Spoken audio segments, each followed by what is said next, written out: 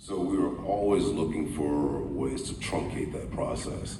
And so our visual effects department came up with a latex appliance that could just be kind of slapped on. And that was it for the day. But the original one, which I'm surprised we only put it upside down once. Because we were so, it was, David? Hey, buddy. Oh, David, come up here.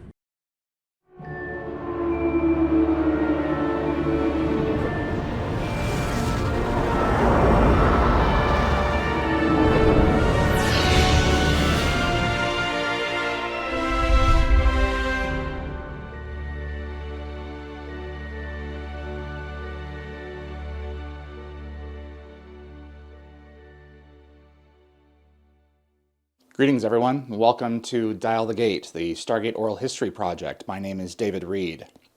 I appreciate you being here for this surprise drop on Sunday. The biggest convention, fan convention, arguably in the United States, perhaps the world, though I'm sure there'll be a few people who will argue, is Dragon Con in Atlanta, Georgia. This year, 2025, it was held August the 28th to September the 1st. And I, spur of the moment, decided to go from Nashville to Atlanta and attend. Christopher Judge was there the whole weekend. I only found this out reading the guest list as I'm driving there. In the passenger seat reading, by the way. And so I texted him, and we agreed to meet up. And then on Saturday, the first day that I attended, the 30th, he invited me on stage. And so we recorded 50 minutes of probably a 55, 56-minute panel, which I've preserved for you here in the following minutes. Christopher has given me his permission to share this with all of you. And afterwards, we have a little exclusive from the steps of Dragon Con where photos are taken. So I hope you enjoy. There was a lot of new information that I didn't know that he shared, including where the zat'nik'tel got its name and a few other nuggets that that Chris threw out to the crowd. The audience size is not what you would expect because the event was delayed in the main ballroom that he was supposed to be in and was rescheduled later. And I don't know how it was. I still don't know how we figured out which room he was in because it wasn't posted anywhere. So the crowd size is smaller than you would expect, but it was still a great time, and I was so privileged to be invited to participate in 50 minutes of his panel. So let's have a look. So I don't know how many of you guys, did anyone watch Dialing Home? Yeah, just you? See, that's why we got canceled, because none of you fuckers watched it. Oops, oh, I'm sorry. Sorry about that. Sorry. I'm so sorry. Children, I'm so sorry. This is Mr. David Reed. He is the most knowledgeable man on the face of the earth about all things Stargate. Hello, everyone. If we were on Who Wants to Be a Millionaire, he's my first call. So what was the question that I need your help for? When was it upside What down? episode was that where we put the tattoo upside down? Pretty positive that was the enemy within. Oh, thank you, sir. I love him! Feel free to fact check me because I have been known to be wrong. No, you have not. No, you have not ever been known to be wrong. That is not the truth. So, we actually, now it went through, the assembly of the episode, no one caught it. It went through the director's cut, no one caught it. It went through the producer's cut, no one caught it. It went through the studio cut, no one caught it. So it actually is in the episode and it's upside down. So the original appliance, as I was saying, the three pieces was secured using Prozade. Well, Michael Dorn had just sued Paramount because of the burns that Prozade had left on his face. So we used Prozade. So it actually burned the tattoo into my forehead. And, I was a younger man. single? First, I was very taken aback by it. And then I went to the club. And they were like, well, oh, you're the guy from Stargate. Why, yes, I am. Here's the proof.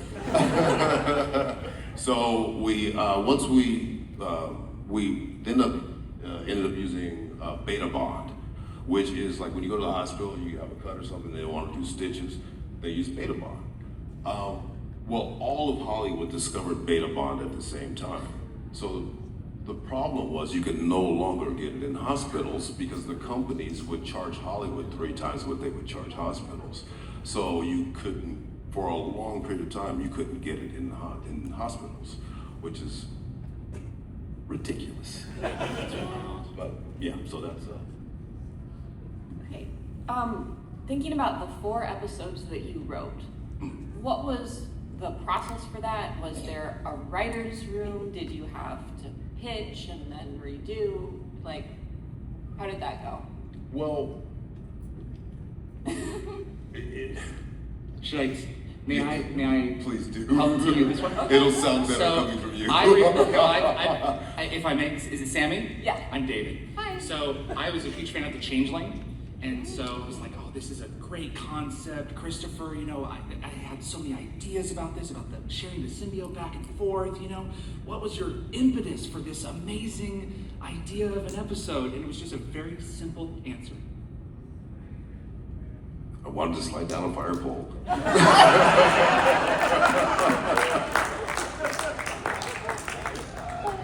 That was what was behind writing the episode. I wanted to ride in a fire truck, and I wanted to slide down a fire pole.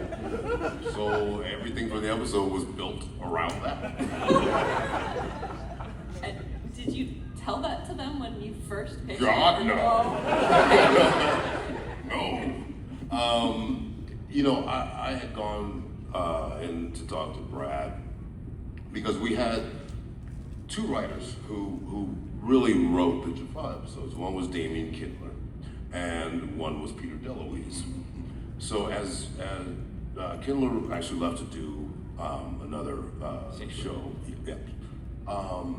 and DeLuise was directing more and more and more, so it really cut down his ability to write episodes. So I went up and talked to Brad about it. Like, I'm really not in these episodes a lot. And, well, no one likes writing Jaffa episodes. Why not? Yeah. So, well, first of all, we kind of have to write like how you guys talk. And it's really time consuming. Even though they didn't, they would just literally write dialogue and put, or however Chris would say it. It's not really writing dialogue. And then, interesting, I don't know if you know this. So anytime they would come up with a new weapon, they would just put together a bunch of consonants and a vowel. So the first one was the Zat guns, the zat'nik'tels. So I went up to Jonathan Glasner's office, because he had written the episode, and I said, how do you pronounce this? He's like, I don't know, you're the alien. What? So I just said, zat'nik'tel? Perfect! That's how the 2 Zats became the Zats, yeah. And Teal'c wrong? Yes. It was literally just a bunch of consonants. So that's kind of what I came up with. And so Brad, God bless him, he's the one who really facilitated me writing. He said, if you want your 5 episodes, you gotta, and they were always over budget. Because you had all these dudes that you had to do Jaffa makeup on, but then the armor, you'd have to hire more wardrobers to come in. So they were just always over budget. So the writers didn't want to write these over budget episodes because now the studio's looking at it like, why are your episodes always over budget? So Brad said, if you want Jaffa episodes, you have to write them yourself. Okay. And so I did. I asked him, I don't, so the way episodes usually are assembled is writers pitch ideas and then they will sit in the writer's room and spitball the story. And I said, if I'm gonna do this, I really wanna know if I can write. So can I just go away and write it and turn in the script? I said, sure. So I turned the script in right before our summer kind of 3-week break or whatever. So I just knew that I would hear over the break what they thought of it, and Martin Wood was given a copy, and Brian obviously had a copy. I heard nothing for 3 weeks. So by the end of it, I'm beside myself. Like I can't function, I can't move, I can't, because I'm waiting, I'm like literally just sitting by the phone waiting for it. And it never came. Sunday night, before we go back to start shooting on Monday, the light was blinking. This is the days of answering machines. And kids, and answering machines. So I hit the button. It's Brad, he's laughing. I'm like, oh my God. And he said, Chris, I'm pleasantly surprised. This is really good. He said, no, it's actually great. And thank you, and you know, we're gonna produce it, and it's gonna get made. There's one more, it's Martin Wood. It's like, Chris, this is great. I wanna sit down and talk to you with some ideas I've been going over for a couple weeks now. It's like, you couldn't have called me 2 weeks ago and told me this. So, and that's kind of how it started. I had co-written a script with DeLuise called The Warrior. Thank you. I will not say that this will be easy. Yeah. Rick Worthy, my God. My God, is he great. Rick Worthy played the Warrior. So I had co-written that script with DeLuise, but this was the first one where I just went away and did it. And so that's kind of what started. And did you have previous script writing experience before that first collaboration, or? I had written a couple pilots for another show. I had done this show called Sirens, which was a cop show. And it was done by, will be very quick, it was done by a company called All American, who was best known at that time for Baywatch. So they had just sold Baywatch into syndication for the first time, and so they had like $500 million. And they were looking to expand. David Hasselhoff's wife became a semi-regular on Sirens, as they were both owned by All American, and Hasselhoff, you know, pretty much owned All American because he was the leader of Baywatch. So I wrote a spin-off of Baywatch called Baywatch Search and Rescue. And once again, this is my first attempt at being a fireman. It was about like firefighters on the beach. Are there fires on the beach? I guess there are, but do beaches catch fire? Okay, this is in all seriousness. I just drove by Malibu for the first time since the fire. It burned to the ocean. Oh. Yeah. It literally burned to the ocean. But it was also the paramedics and the whole thing. And so, All American loved it, and unfortunately, I put trust in someone I shouldn't have, and they renamed it something and cut me out of it. So, and then the part that I'd written for myself, they hired one of my best friends. So I'm still hurt. No, I'm not. But it taught me a valuable lesson, which I didn't learn until the next pilot I wrote. I wrote, after Sirens, an updated Miami Vice. And it was called Along the Watchtower. And the theme of the show was Watchtower by Jimi Hendrix. I knew the president of UPN at the time, Lucy Saleh. So I sent her the script. She loved it. We started actively negotiating. Then my agents get a pass letter saying, unfortunately, we will no longer be able to go forward with this project. that fall, they have on a show with Bill Bellamy and I forgot the... More information. Gosh, I forgot the other cat's name. But it was my show. They renamed it, but they didn't even bother to change the character names, the setting, the cars they drove, the dialogue, nothing. And their things like sue us. They'll keep you in court forever. Those are unwinnable. They're unwinnable. So I just had to chalk it up to a lesson learned. Everything has to be papered. Everything has to proceed with a traceable electronic footprint, and that's what taught me that. Sometimes the best lessons are the hardest lessons. At least by that point you knew, well, I've got good ideas. People like them. They don't like to pay me for them. Right. So something of a compliment. Yes. I'm going to open it up to audience questions in just a second. My last one, just because I am very interested. Was there a childhood core memory behind the fire pole thing? Or was it... There's kids here, lady.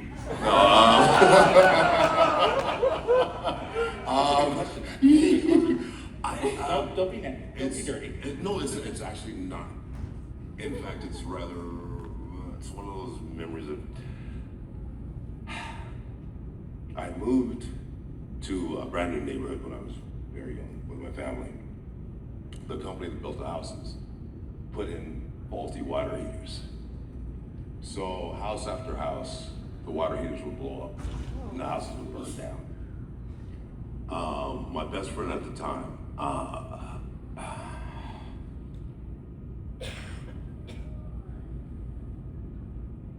got burned alive in a fire, and I watched the firemen run into this burning house and save members of the family. And ever since then, like to this day, like firemen are my heroes. We had on, which one was it? It was Changeling. We had a mishap on set, and one of the cars blew up. And so we used real firemen. So as we were running away from the explosion, they were running to it. And to this day, firemen are still my heroes. So that's how it was.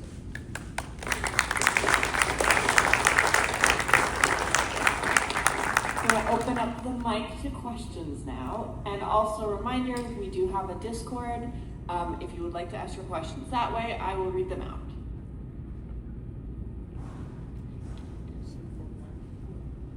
What's that?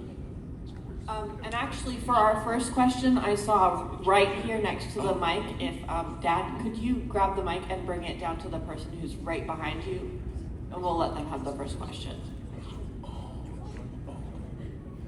Hi, thank you. I've kind of two. Oh, hey. Hello, it's me who watched Dialing Home. You're awesome. Sorry, this is gonna take a second. Just No worries. I had brain surgery 3 weeks ago. So I have a scar on the back of my neck now, like I've been ghoul hosted.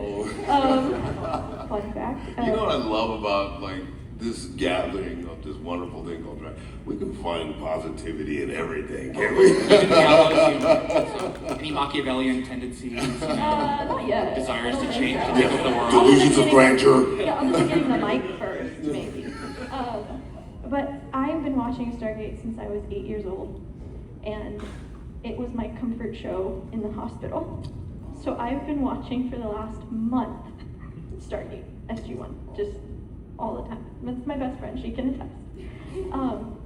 And I love Teal'c. We've always loved Teal'c.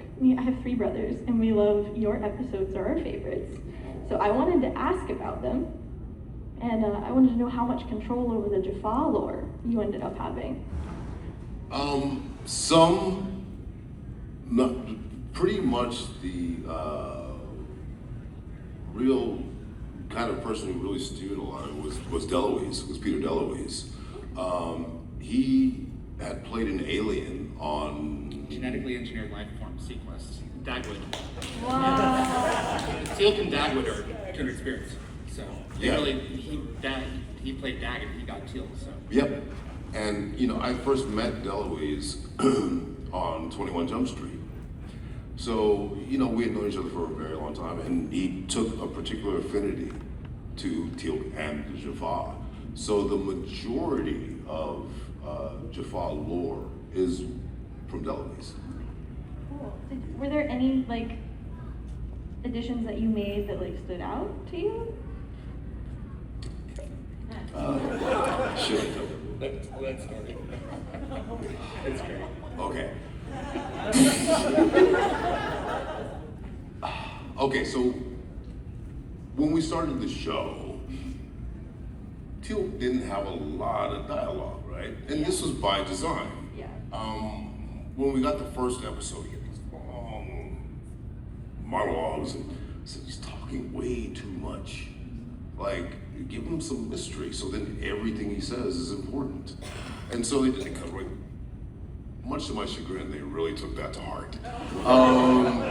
So we'll just tell the truth about it. It didn't take a lot of studying for me to say, thank you, O'Neill. Yeah. You are correct, Daniel Jackson. You're looking mighty fine, Captain Carter. Maybe paraphrasing. So, because I didn't have to study lines after work, I became a staple in the nightclub scenes.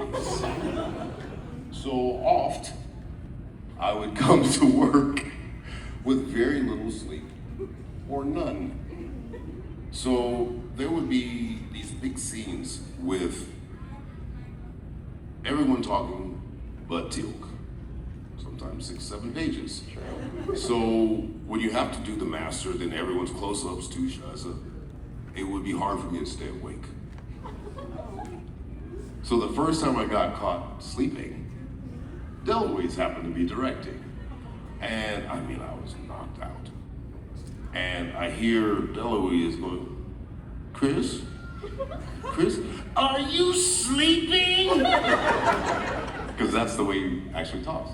And I sat bolt upright. I said, no, I'm meditating. I said, Was that you? You started Kel'no'reem? yes.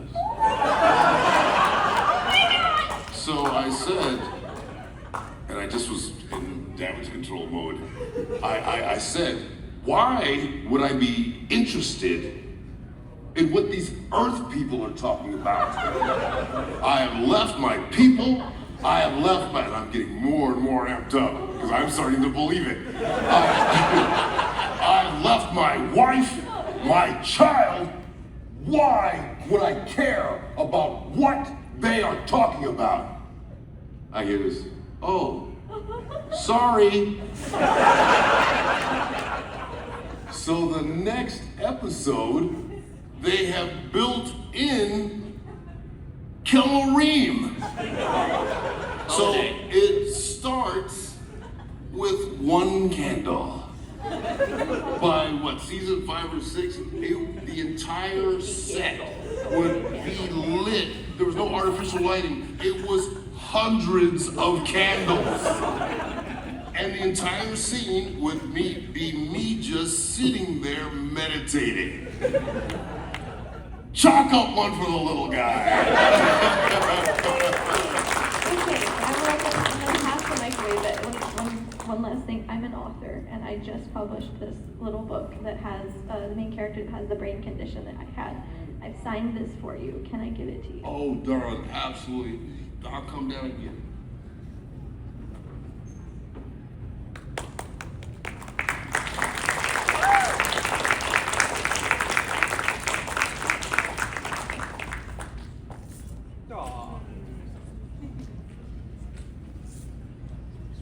Oh, come on, give her a hand.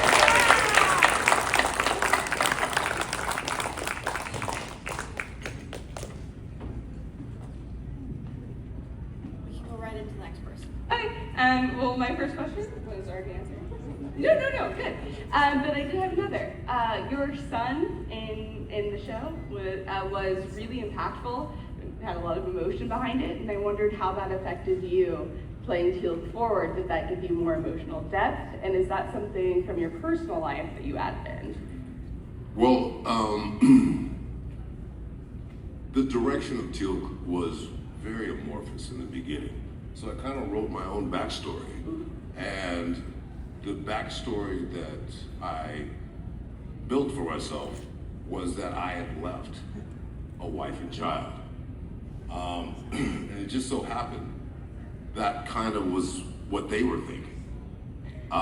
So it was kind of the perfect storm there. And it really, I missed a lot of my children growing up, working. So anytime there were episodes with Ryak, they always hit home with me. So it really, really shaped a lot about Teal'c, was this longing to not only see his wife and child, but to make sure that they actually lived free. So that was kind of the motivation behind everything that Teal'c did. Well, I want to thank you. Stargate's one of probably my first and favorite fandom, and your voice is so recognizable. I love when I accidentally heard it on God of War from someone else playing it. That's Teal'c. You didn't need to throw in the accidentally. You guys. Thank you, honey. A quick question from the Discord. Papasauce asks, what is the most expensive prop ever broken on set? And who broke it? Oh, damn it. I don't think the Stargate ever broke, did it? The Stargate, Did it break down once? I don't think it did. but those were all fixed. Yeah. God. So Expensive prop? it Those wasn't darn a prop. armbands, but you never had to wear those. Never had to wear. Thank God. It wasn't a prop, but it was a $700,000 camera. So What'd you do? we were, and there was a scene where we were in the mess hall, and I can't. Maybe you can help me. More inflation. Okay. I think we were. Were you eating pie? I believe I was eating pie. Okay. Was there a famous tenor-looking figure in this episode? Oh no, it wasn't her, because when Dom was there, I was on my best behavior. But he made it, I know this is a sidebar, but he made it his mission to make me break.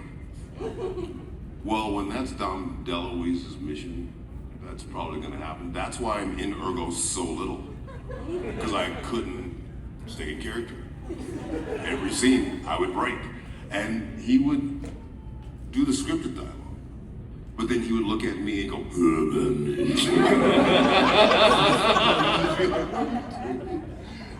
so that truly is why I'm not in Ergo a lot, because there's not a scene that I made it through without laughing. Seriously, what did you do to this camera? It had to have been you. So, well, you're right, but. So, what do you do when there's a lot of food and a lot of episodes? You start a food fight. No. Yeah.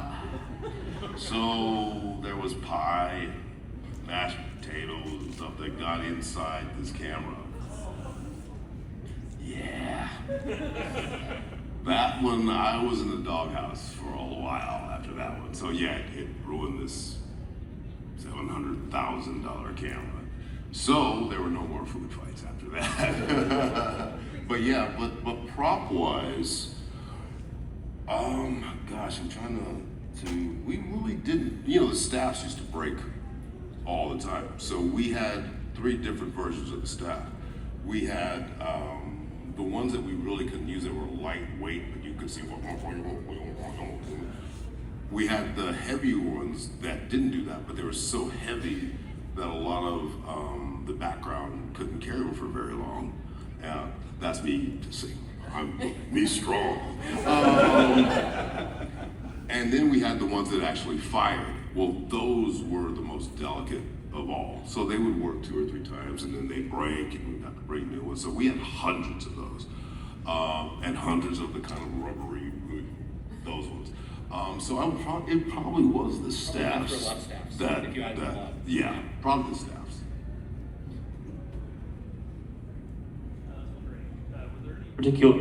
Were there any particular TV shows, books, movies that you kind of look to as inspiration for Teal'c? And did you ever have to fight to have that inspiration or that vision you had of the character? Leonard Nimoy. My eyebrow raise was a direct homage to Mr. Nimoy. Yeah, it was a thank you. Because when I was a kid, I was a fucking weirdo. When I was a kid. And I always identified with Spock because he was like a fish out of water, but he was cool as hell, and you know, he was an integral part of this wonderful group, and he's always who I identified with. So the Teal'c eyebrow, it's a direct thank you to Mr. Nimoy. And your note from James Earl Jones. And my note from James Earl Jones. What shaped the physicality of Teal'c was Mr. Jones, who early in my career I got this fairly big role as a hitman, and so I'm gonna be flashy. So I was doing all this just, what? I'll kill you! That sort of stuff. So embarrassing. I get a knock on my trailer door at lunchtime. And it's an AD saying, Mr. Jones would like to have lunch with you. And, what? I said, I don't know. So are you saying no? Would you like to tell Mr. Jones no?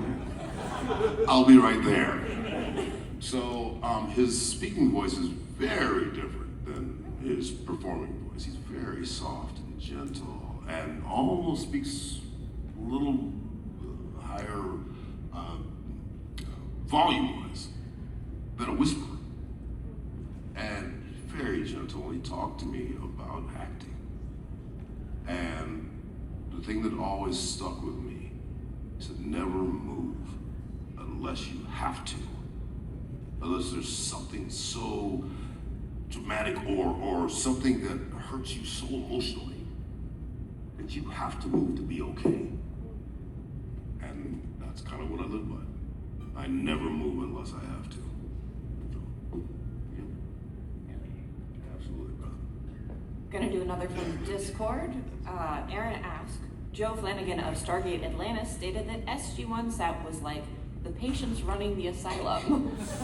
Can you give an example of what he meant by that? Well, the tone was set by Rick.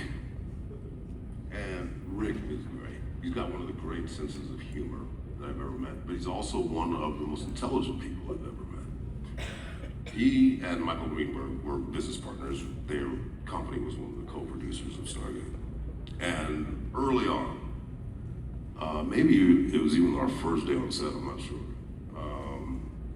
We were all huddled together as a cast, and literally, Rick said, let's do it as long as it's fun. And the day it's not fun, let's quit. It just never stopped being fun. So much to the chagrin of a lot of the producers, all the directors, we knew we had a job to do, but it was always fun. If you had a joke to tell, we'd stop or pause filming. Well, someone told a joke or an anecdote, or what happened last night, or what happened with your kids, what happened with your pets, whatever. That was always kind of first. Your life, and having fun, and laughing at work, and not letting the whatever external stresses get to you. So we sort of almost always got our days, but Okay, no, we didn't. But we always brought episodes in when they were supposed to be brought in. We never missed deadline. We never. But Rick ran a pretty loose ship. So it was always noisy. It was always laughter, farting. So it was great for us. A lot of our guest stars found it disconcerting because they weren't used to working that way. A lot of sets it's like a death march. It's so quiet. And everyone's whispering. And when the leads come on, no one talks. They no sign language.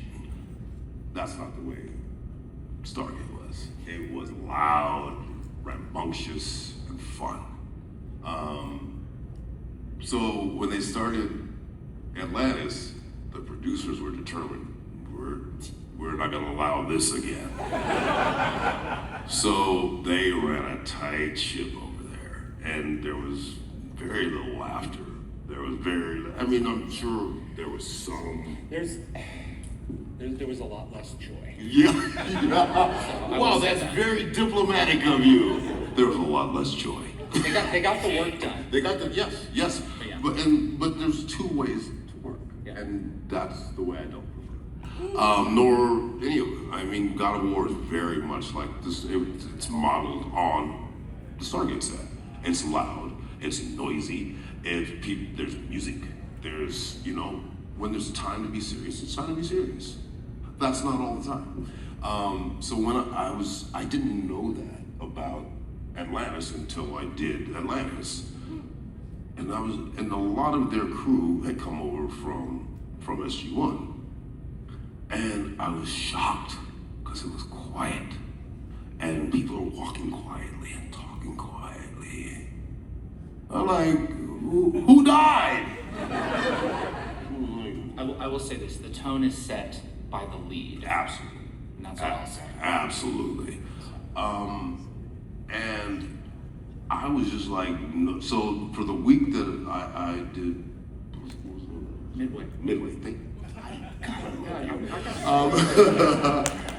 The week I did Midway, it was a throwback to SG-1 because I refused to be quiet. I refused to let other people be quiet.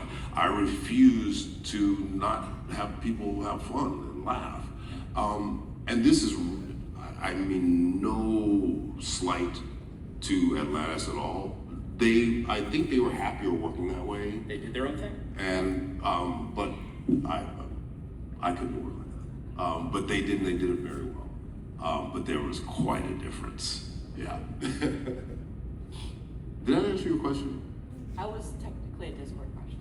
Oh, did that answer Discord's question? I think so. Okay, awesome. Long-time listener, first-time caller. Two-part question. One, would you ever reprise this role? And two, if you did, what would you like to see happen? Well, it's funny. Do you want to spill a little bit of that story that you would What? never? You never told it to me. Are you serious? Yep, I would like to hear some of it, please. Oh, Thank you for this question. you got some feelings about this. So, SG-1, we regurgitated other stories, right? We just made them, crap. I forgot, what was the one, the Amazon one? That was Birthright. Birthright. So Brad had come to me and said, can you do a take of the Amazonian mythology that isn't like it was written by a 15-year-old boy? How's 17? Is that 17 only? So I said, sure. So that's what Birthright came out of. And so it was our take on the Amazonian mythology. Well, when we had first started talking about, when there was first talk of rebooting Stargate, whatever, my partner and I had come up with a pitch, which was our take on, okay, so I want to be very careful about this. Black Panther had a lot of similarities to the Jaffa Nation. So when they challenged for the leader of Wakanda, it was very similar to the Jaffa Jones coup, which was anyone had the right to challenge the leader of the Jaffa in battle. Right of leadership. Yes. Yeah. There were a lot of, but not saying that they got anything from Stargate, and I mean that, because I'm a huge fan of Black Panther. But, no, it made it really simple when I went in to pitch, which not a reboot, but kind of, how would you say, a restarting, a continuation, Yeah, like the next thing. Yes. Revival. That's good, yeah. Awesome. Thank you. I literally pitched it as SG-1's version of Black Panther. So you had this group of now free people who have taken over, who have assumed all of this advanced technology. So what do? Do you keep it to yourselves, stay hidden, or do you go help other worlds defend themselves? So it starts off where there's the Council of Free Jaffa, and they are attacked. You find out that all of these years, Teal'c has kept an open back channel to O'Neill, and they've kept in touch regularly this whole time. So he's been away. Who? Teal'c has been away. Teal'c is now living with it. He's no longer part of SG-1. He's no longer part of Earth. His only connection to Earth now is his conversations with O'Neill. After the Jaffa Free World is attacked, he enlists the aid of O'Neill, or he wants to ask O'Neill if he's familiar with these beings who have attacked the Jaffa homeworld. O'Neill says, we were just attacked, and they sound very similar. So this is what brings at least Teal'c and Braytak and back to SG-1, or back to the Stargate command, and then it proceeds from there. And we had a lot of traction from a lot of different regimes that kind of came and went, and then it kind of all was, because of the last one with Jenny, we were actually going to proceed with it. Yeah, Stargate Origins had just been done. Yeah. There's always a season of regime change at this particular institution, and we fell between the cracks. Yeah. I was looking forward to it. That's cool. That's a cool premise. Oh, thank you. I like it. So that's what we had. Chris was actually at greenlit. It had been greenlit. Is there anything we can do? No, well, because now MGM's owned by Amazon. So at least I've heard now that Ring of Power. What was Bezos' baby? Rings of Power. Bezos' baby was Rings of Power. Yeah. Now that is he's married and doing whatever else he's doing now. That they have at least started talking about what could possibly happen with the Stargate franchise. There was a certain exit of a certain high. I wasn't gonna say that. High person, Yes. and the one who's remaining is much more favorable to Stargate. That's all I'll say. Yeah. So So who knows? we know very little, but we are as hopeful as all of us. We're all hopeful. Whether it comes to fruition, no idea. But I mean, I really don't think it really matters who the team is. I mean this respectfully. The star of the show is the Stargate, and where you can go, and the adventures and the stories you can tell by walking through that shimmery puddle. So I just think it's such a great plot device that it'd be a shame to not have it go on. Whether I'm involved or not. But to answer your question specifically, for years I would have said no. But now, of course, I couldn't be the big quiet guy in the back anymore. So that would have to change a lot. But I think it'd be fun to have more adventures. So thank you, brother. So we have about 5 minutes left, so for the sake of 5 everyone minutes? in line, yeah, that was fast.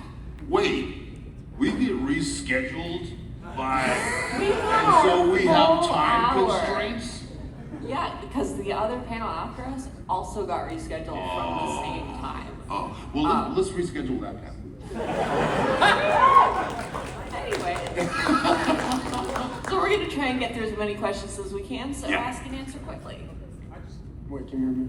Yeah. I just have a quick question. It shouldn't take too long. I just want So to you saying that, you know that delayed your question, right? But I'm sorry, but. So my question is, what's your opinion on like just the Zat gun in general in terms of like, because okay, for example. No, I know how it works. I just want to get more into the specifics of it. So when you shoot someone once and they're knocked out, right? And let's say another battle goes on. Technically, they're shot twice. Are they dead in that second battle, or are they just knocked out again? So you want to know that the You have to answer this without me. your body produces an electromagnetic field. Okay. The Zat gun alters your EM field. So if you recover within a certain amount of time, and everyone's a little different, it'll have a different effect on you. How it breaks locks, though, I have no idea.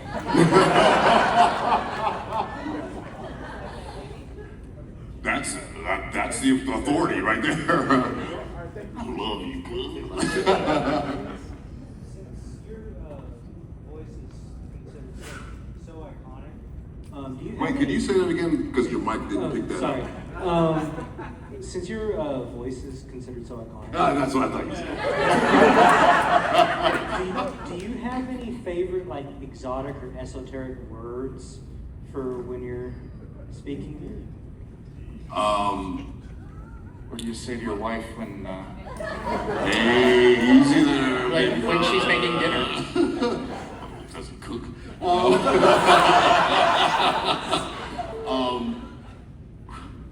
My daughter and I have Roadhouse.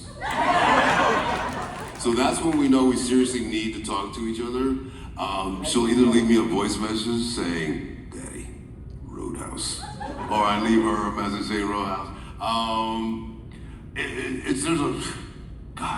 When I was young, forehead. I have no idea why. Forehead. So yeah, there's just silly stuff like that. Hi there. Is there any bit of Teal'c that makes it into your other work that you just couldn't avoid? Like, is there any moment in playing God of War that you were like, okay, that was really a Teal'c line, not a Kratos moment? But like, is there... To answer your question directly, the debate on whether or not to have Kratos say indeed went on for 2.5 years. 2.5 years. And Corey was the one who was dead set on that Kratos had to say indeed at least once. And he did say it once. You didn't want to say it? I didn't want it to. I wanted Kratos to kind of stand on his own without the bleed. That's fair. Because a lot of it came from, I didn't understand how big Kratos was. I didn't understand how big and beloved the franchise was until E3 of 2017, and I panicked. I swear I panicked. So it kind of was like, so that's what it came from, but yes, but to answer your question, the thing that I love about pretty much every character I play or will play in the future is the love he has for his children. Hello, do you know much about how the Stargates were made or how many there were or so? They were originally created by the ancients several million years ago by a guy named Emilius, who was among the first Alterans to head away from the Ori galaxy to the Milky Way. So and somewhere in there, Destiny launched. And then we got the Milky Way gates and then the Pegasus gates. So there are potentially hundreds of millions of them. I meant for like the props. What was it again, real quick? So Richard Hugh Dolan talks about how he adapted it from the feature film Gates in an interview that I did on my channel. So please do me a favor and go to YouTube, Dial the Gates, and look up Richard Hugh Dolan. And he talks about how he built the Stargate and adapted it from the screen to actually make it work. And in 10 seasons, it never missed a glyph. That's right. So, but there's two gates, right? There's the SG-1 gate and the Atlantis gate. And then was the there a SG-2 universe? gates. Oh, they had their own Yes. separate gate. Yeah, Oh, but wow. it wasn't a gear, it was a chain. Oh, So, interesting. All right. And with that, That was the greatest misdirection ever. I knew what you were asking. Just ask real quick. I mean, it's interesting about the actual gate lore as well, though. So. Thank you. Okay, come on. Real quick. Yeah, come on. Hurry. So, most Steel Lines is Teal'c, short, sweet, to the point. How differently did you prepare for the Fight for Others monologue in the Arc of Truth? Oh my goodness! They kind of warmed me into it because I started having more and more after season 7 when the cast changed. I started having more and more dialogues, monologues and stuff, and longer speeches. So it kind of warmed me for that, to be prepared to actually remember all that dialogue, because your mind's like a muscle. So if you don't practice memorization a lot, you lose it. So that is what really warmed me to that. So yes, thank you. and with that, Wait, one more. Just one.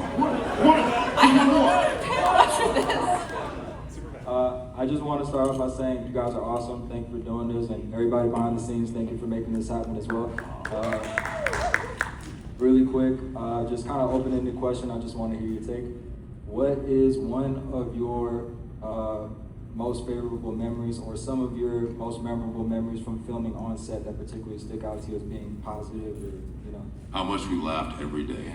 How much that's the thing that sticks around. We all knew each other as kids, dogs, wives, husbands, cousins, everything. And truly, when a lot of shows have bullshit saying that they were a family, they say they were like a family. We were a family.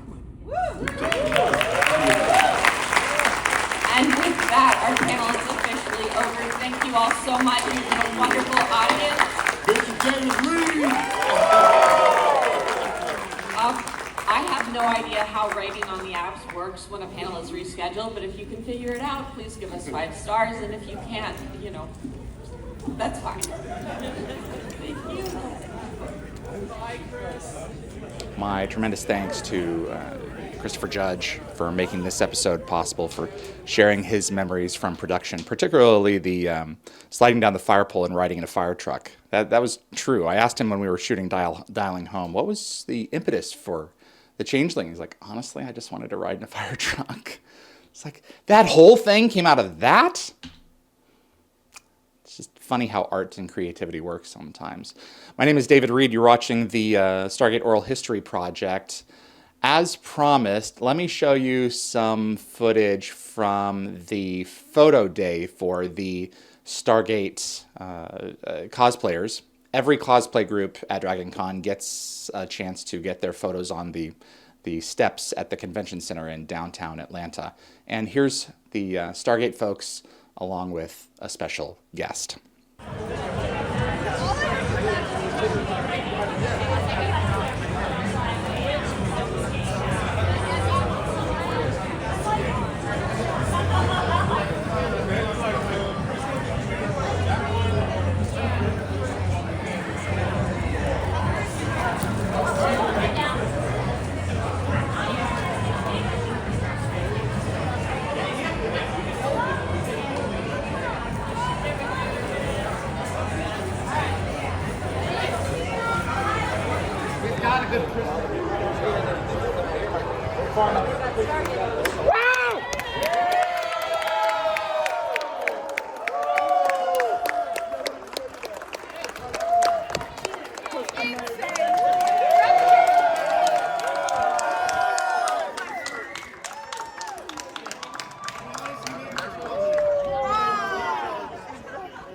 Still got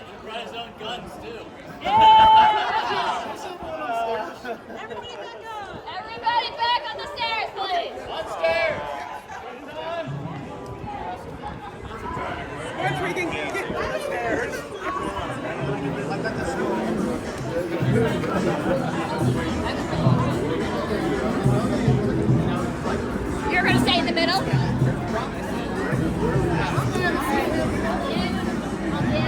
Everybody. Check his stomach. Check his stomach.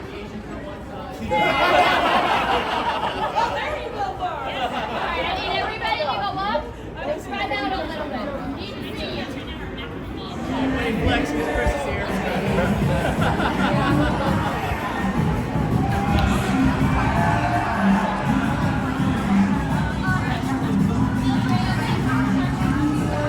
Everybody alright? We done?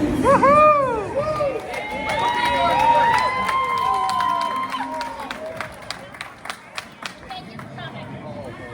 Thank you.